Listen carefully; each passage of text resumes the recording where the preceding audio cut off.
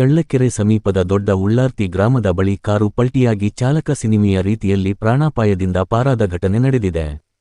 ದೊಡ್ಡ ಉಳ್ಳಾರ್ತಿ ಗ್ರಾಮದ ವ್ಯಕ್ತಿಯೊಬ್ಬರು ಇಂದು ಬೆಳಗ್ಗೆ ಸುಮಾರು 10 ಗಂಟೆ ವೇಳೆಗೆ ಕಾರಿನಲ್ಲಿ ಪ್ರಯಾಣಿಸುತ್ತಿದ್ದ ವೇಳೆ ದೊಡ್ಡ ಉಳ್ಳಾರ್ತಿ ಸಮೀಪದ ಡಿಆರ್ಡಿಒ ರಸ್ತೆ ಕ್ರಾಸ್ ಬಳಿ ವಾಹನದ ನಿಯಂತ್ರಣ ತಪ್ಪಿ ರಸ್ತೆ ಬದಿಗೆ ಉರುಳಿ ಬಿದ್ದಿದೆ.